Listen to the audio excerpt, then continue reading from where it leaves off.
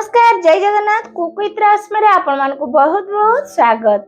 आज मु आपण मानक पई नहीं आसी अंडा झोल रेसिपी। आपण माने भाबुचंती कि तो अंडा झोल समस्त को आसे किंतु अंडा झोल तो बनैबा टिके अलगा प्रकार सेम टाइप रो खाई खाई पूरा बोर हो गलानी जदी ताले ए रेसिपी को निश्चित देखंतु। जदि वीडियो टी आपण मानकु पसंद आसे ताले प्लीज वीडियो टी को लाइक शेयर एंड सब्सक्राइब करिया को भूलंतुनी।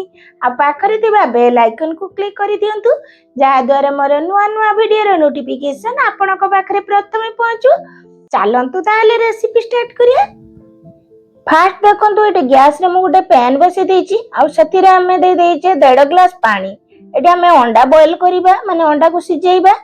एटे देखंतु मु 1/4 चामच पाखापाखि लुण देछि जहा कि लुण जदि अंडा सिजारे प्रथमे दउजंती ताले अंडा बहुत जल्दी सिजी जाय थाए आ अंडा खाइबा बेले टिके भल लागे नहले अंडा टिके फिका फिका लागि थाए।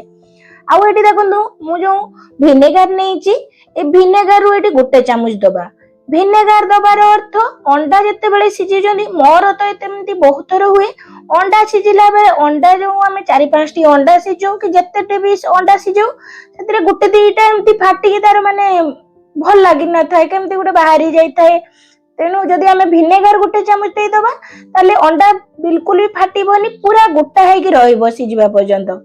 तापरे मु सेई पय एटी विनेगर देला परे मु एटी 4टी अंडा नेछि आ गोटे बड़ साइज रो आलू को एमती क्यूब शेप रे काटी देगी कवर करिके आकु पूरा भल भाबरे सिजिबा पर्यंत एटी मु 15 मिनिट पाखा पाखि लागितला सिजिया पय।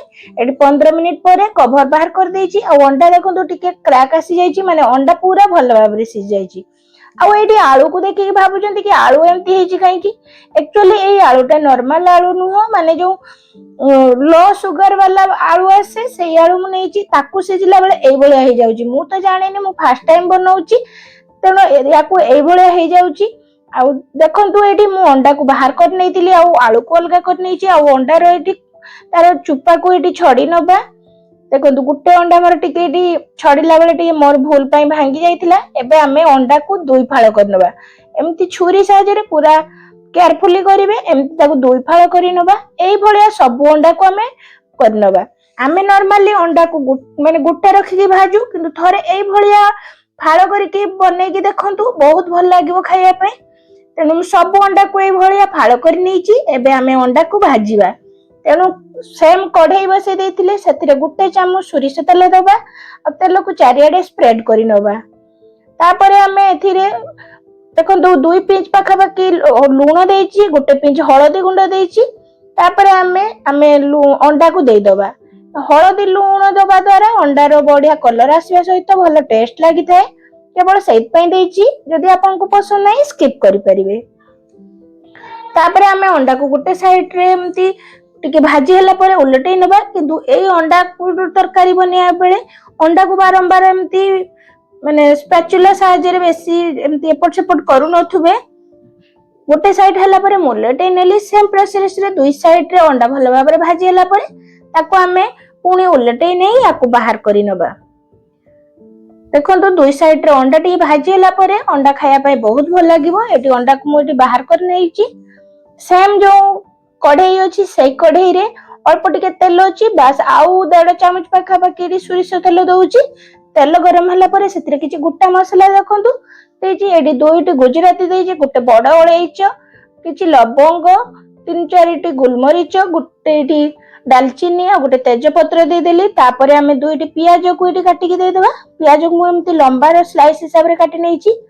तापरे हमें एटी प्याज को पूरा भाजी नबा जेमती प्याज पूरा माने हल्का गोल्डन ब्राउन कलर आसबे पर्यंत भाजी नबा। बेसी लाली करिवा दरकार नाही बस एई भलिया कलर आसी गले हमें एथिरे 2 चामच अदा रसुन बटा को दबा। अदा रसुन बटा सहित प्याज को भल भाबरे एटी कसी नबा। एटी देखंतु मु याको 2-3 मिनिट कसीबा परे एथिरे किछि गुंड मसाला दबा। देखंतु फास्ट मु एटी अल्प हळदी गुंड आ लंका गुंड अल्प दउची। लंका आपण जत्ते खाइबे सेतिकी देबे। मु एटी लंका गुंड को टिके कम करिछि। तापरे एटी हाफ चामच धनिया गुंड हाफ चामच जीरा गुंड गोटे छोटो चामच काश्मीरी चिल्ली देछि आ एटी हाफ चामच देछि चिकन मसाला। आपण चाहिले ए जगह रे एग मसाला भी दे परिबे। मो पाखरे नथिला तेन मु एटी चिकन मसाला देछि। चिकन मसाला रो टेस्ट भी बहुत भल लागिवो। तापरे हमें याको 1 मिनिट पय एपट सेपट करिके गुळै नबा। एटी देखो सुखा मसला देले एमती टिके माने तले लागिबार चांस थाए मु एटी टिके 3-4 चम्मच पानी देई आकु आउ 2-3 मिनिट कसी नउची। एटी देखंतु किछि समय कसिला परे एटी मसला रु पानी पूरा सुखी जाईची माने मसला रे तेल अलगा जाईची टिके गुळै नेले। एबे 2टी टमाटो को मु ग्राइंडिंग करी दे दोची ता सहित 1/4 कप पाखा पाखी पानी देले स्वाद अनुसार लूण देई आकु गुळै नबा। देखो याकू भल भाव गुड़े नेला परे फुट आसी हेलानी। एबे हमें कवर करके याकू 6-7 मिनिट पर्यंत याकू मीडियम फ्लेम रे याकू कसिया पई छाड़ देबा। ए देखंतु मु एडी 6-7 मिनिट परे एडी मसला रो केते बढ़िया कलर आसीची आ मसला रो पानी पूरा सुखी जाईची। देखंतु ए जगह रे ग्रेवी पई हमें पानी देबा। मु एटी बेसी पानी देइनी माने 1.5 कप पाखा पाखी पानी मु एटी गरम पानी देइची। बिल्कुल भी ठंडा पानी देबेनी। गरम पानी देले यार कलरटा भी बढ़िया आसी थाए ता सहित खाया पई भी भल लागिवो। एबे अब ग्रेवी फुटिला परे आमे आलू आ अंडा को जो भाजी रखिथिले ताकू एडी ऐड करबा। बस देला परे ताकू हल्का हाथ रे ताकू टिके गुळै नबा। एडी अंडा आमे फाळ करी नैचे बेसी ताकू बेसी गुळैबेनी नहले सी भांगी जिबार चांस थाए। आ ताकू कवर करके एडी मात्र 5-6 मिनिट पर्यंत याकू कुक होबा पई छाडी देबा। 5-6 मिनिट परे एडी कवर बाहर करी चेक करी नउची। देखंतु टिके गुळै नेली। लास्ट रे आमे दे देबा किछि कटा धनिया पत्र आउ किछि गरम मसला गुंड। बास हमरो ए तरकारी रेडी हे गेला ताकू गुळै नबा। ए देखंतु केते बढ़िया देखा जाउची। आपण माने तो अंडा झोल बनाउतबे किंतु थरे मो स्टाइल रे ए भलिया अंडा झोल निश्चित बनांतु। आ ए अंडा झोल खाइला परे आपण माने जानि परिबे नॉर्मल जो डेली हमें अंडा झोल बनाउ ता टेस्ट रो यार टेस्ट टिके अधिक भल लागे। काइना याको हमें फाळ करी कि नबा द्वारा मसला भल भाबरे भितरे भी भल भाबरे पसताए जाके खाइला बेले बहुत बढ़िया लागे। तेणु आपण माने याको ए प्रोसेस रे निश्चित ट्राई करंतु। आ केमिति लागिला प्लीज कमेंट सेक्शन रे निहाती जणैबे। आशा करूची आजिर मोर ए वीडियोटी आपण मानकु बहुत पसंद आसीथिबो। याकू बनैले ना नाही प्लीज कमेंट करके निहाती जणैबे। रहुची नमस्कार जय जगन्नाथ। पुणी देखा हबो आ गुटे नुवा वीडियो रे।